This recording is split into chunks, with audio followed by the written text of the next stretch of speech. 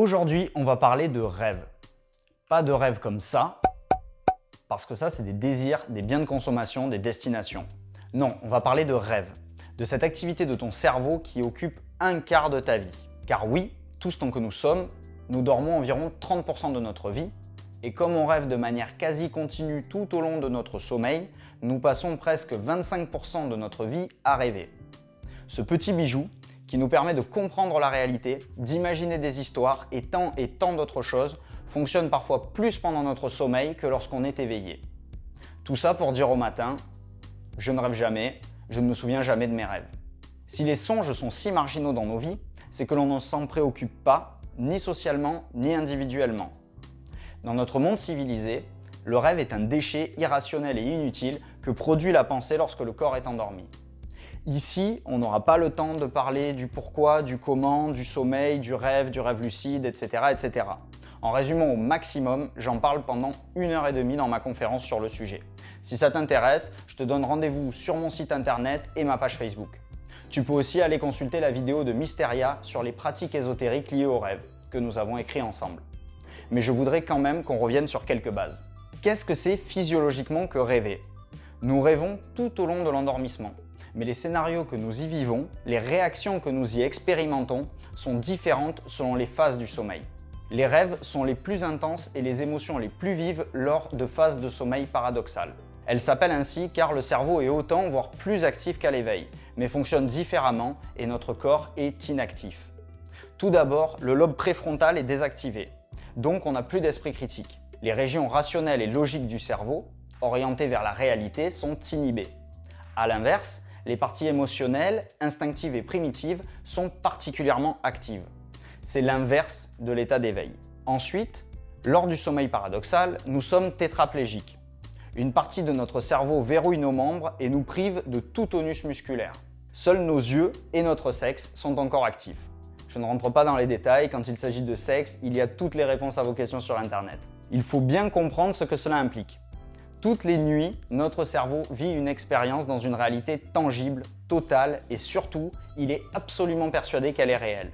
La question de savoir si notre esprit est dans un monde spécifique ou dans une projection mentale est secondaire par rapport au constat que nous percevons la réalité de cette expérience dans toute son intensité.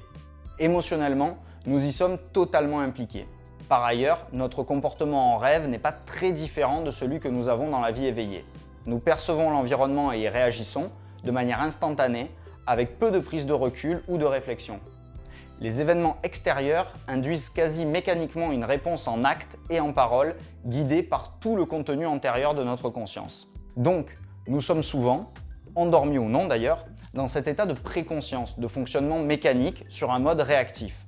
Tu y penseras la prochaine fois que tu cliques sur la suggestion YouTube, car l'algorithme et l'ergonomie sont faits pour favoriser ton comportement automatique. Si c'est une vidéo de moi, laisse-toi aller, sinon pense-y à 2 fois.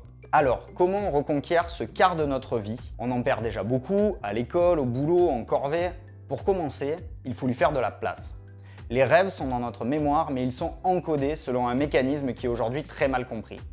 On se souvient d'un rêve en ouvrant les yeux au matin, mais le temps de faire couler un café, on l'a oublié. Un événement dans la journée peut nous rappeler une partie des rêves de la nuit, sans pouvoir remettre la main ou l'esprit sur le souvenir du matin.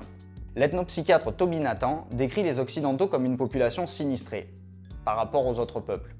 Des sinistrés de Dieu, du surnaturel, des sinistrés de nos morts et ancêtres, des croyances sur la nature qui nous environne, et finalement même des sinistrés d'une partie de notre propre expérience. Alors les rêves, il faut les écrire au matin tant qu'on s'en souvient, il faut en parler. Car la personne qui t'écoute, même si tu l'ennuies, elle utilise sa mémoire d'éveil. Les souvenirs que tu lui racontes ne sont pas en cours d'encodage, à l'inverse de tes propres songes. En s'y intéressant, en faisant en sorte de s'en souvenir, on retrouve plein de morceaux de son quotidien qui nous travaillent plus qu'on ne le croyait. Des conseils, des informations, des réflexions intéressantes. Moi par exemple, j'ai écrit le script de cette vidéo après un rêve où je retravaillais mes notes. Je ne sais pas si j'ai bien fait, c'est les petits pouces bleus qui le diront, mais je l'ai écrit avec moins d'incertitude et d'angoisse que les premiers jets. Le rêve fait l'objet d'études de plus en plus nombreuses car de plus en plus concluantes en tant que moyen d'améliorer ses performances sportives, intellectuelles, ses interactions sociales, voire permettre de se soigner ou de mieux vivre avec certaines pathologies. Pour aller plus loin dans la conquête du monde du rêve, il y a le rêve lucide. Pour ceux qui n'en ont jamais entendu parler, la psychologue et philosophe Celia Green l'a définie dans les années 60, avant donc que cette capacité soit scientifiquement prouvée. Un rêve lucide est un rêve dans lequel le sujet est conscient de rêver. Je me dis, attends mais je rêve ou quoi? Eh ben oui, tu rêves.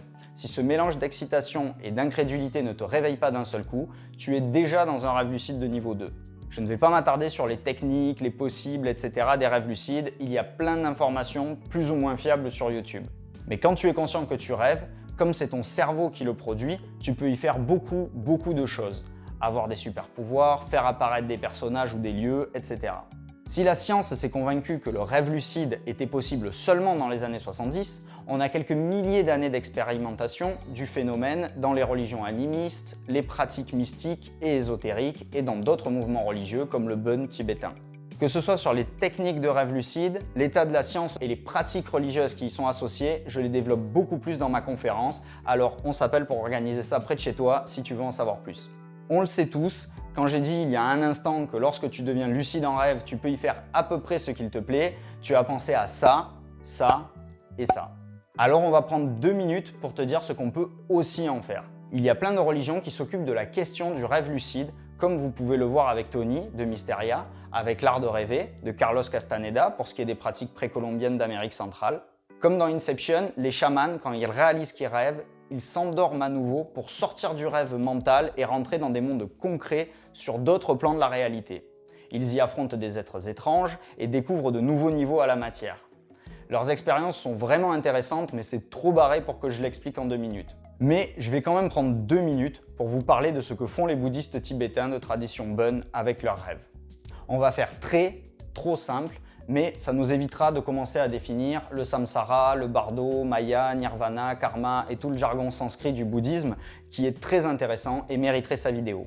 La tradition bouddhiste Bön pratique le yoga du rêve qui est un moyen pour atteindre l'illumination. Dans leur conception, le rêve a une double fonction. La première, c'est d'utiliser le temps où l'on est lucide dans le rêve pour méditer sur le fait que tout ce que nous percevons comme réel n'est en fait qu'une projection mentale.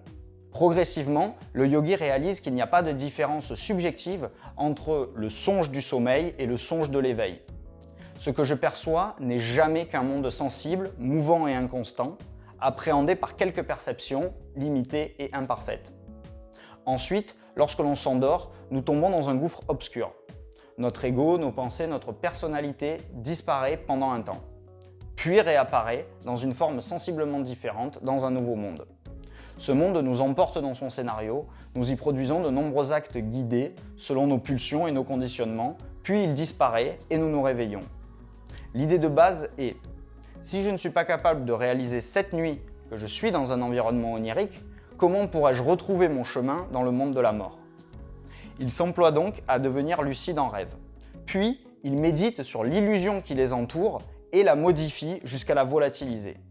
Le yogi du rêve fait disparaître des objets, puis le monde du rêve, et enfin, il se fait disparaître lui-même. Quand je rêve, je ne suis pas une entité dans un monde. Il n'y a pas de distinction entre moi et l'univers du rêve, vu que c'est moi qui le produis. Quand il ne reste plus rien dans le rêve du yogi, se produit une illumination qui libère la conscience dans cette vie et lui assure de traverser la mort sans retomber dans une incarnation. Voilà, j'espère que cette vidéo vous aura plu. Je vous raconte tout ça parce que je trouve ça dommage de passer à côté d'un quart de l'activité de son propre cerveau, d'autant qu'il est possible d'être acteur et pilote de ces temps de notre vie. Il y a beaucoup d'expériences qui me semblent vraiment passionnantes à mener, qui vont de ça à ça. Et donc, je fais tourner. Je vais sortir d'autres vidéos prochainement, un bouquin sur le sujet l'année prochaine. N'hésitez pas à aller sur les liens en description pour retrouver les dates, les lieux, mes prochaines conférences, etc. Maintenant, je vais me coucher, j'ai une soucoupe volante à prendre, je vous fais des bisous.